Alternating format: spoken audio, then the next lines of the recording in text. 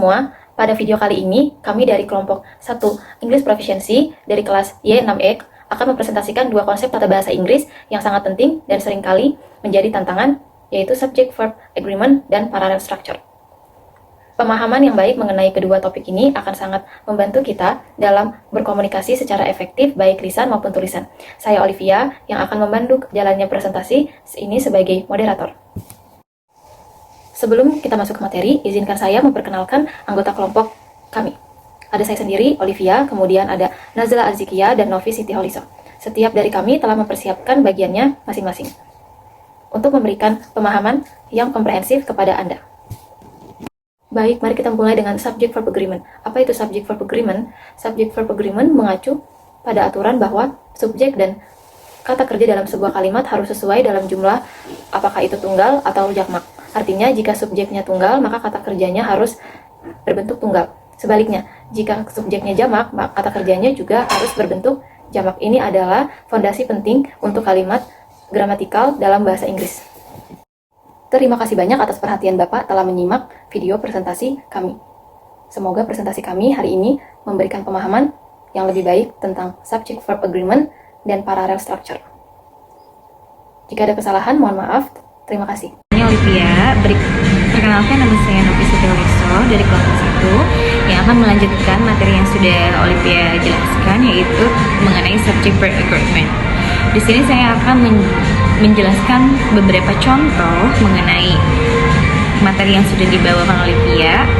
Contoh yang pertama itu ada singular subject versus singular verb. Contohnya seperti she likes ice cream. Contoh kedua itu ada plural subject plus plural verb. Kalimatnya seperti they like ice cream. Di situ sudah ada perbedaannya. Perbedaannya dari likes and like.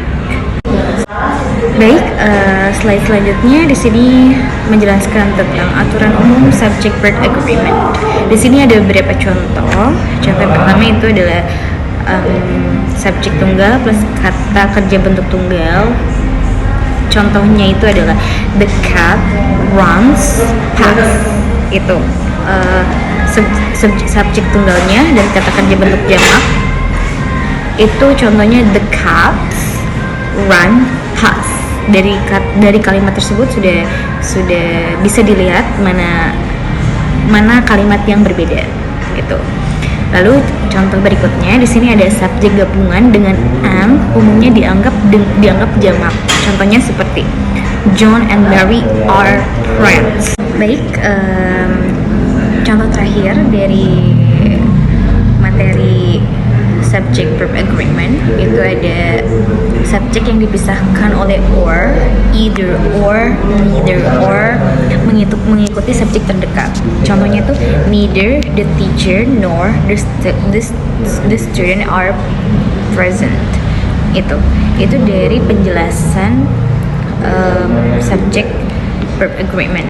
Baik, selanjutnya materi tentang parallel structure.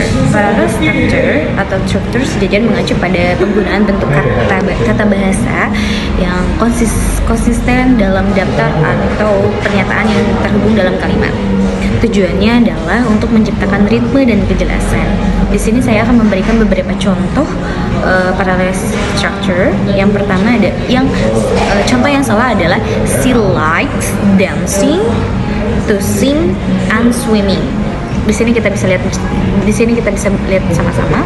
Terus contoh yang benarnya adalah she likes dancing, singing and swimming. Gitu ya. Berikut materi yang sudah saya jelaskan. Selanjutnya akan dilanjutkan oleh Azkia. Baik, terima kasih untuk Novi Siti Holiso. Saya izin untuk melanjutkan presentasinya, yaitu selanjutnya ada materi aturan parallel structure, yaitu yang pertama gunakan bentuk gramatikal yang konsisten. Contohnya itu ada I like reading, writing, and drawing. Dan yang kedua itu gunakan struktur sejajar setelah kata sambung seperti and, or, and but. Dan contohnya adalah he wanted to learn how to cook, how to clean, and how to fix cars.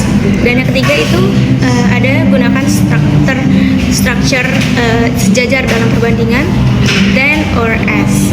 Dan contohnya seperti she is smarter than he is. Dan selanjutnya ada manfaat menguasai parallel structure, yaitu yang pertama ada meningkatkan kejelasan dalam penulisan, dan yang kedua ada mempermudah pembaca memahami informasi, dan yang terakhir ada meningkatkan kualitas tulisan akademik. Baik, yang terakhir yaitu kesimpulan. Kesimpulannya yaitu subject verb agreement dan parallel structure merupakan dua aturan dasar dalam tata bahasa Inggris yang sangat penting untuk dikuasai. Subject verb agreement menekankan kesesuaian antara subjek dan kata kerja dalam jumlah, sedangkan parallel structure menekankan konsistensi dalam bentuk kata, frasa, dan klausa. Penguasaan kedua aspek ini tidak hanya meningkatkan kemampuan berbahasa Inggris,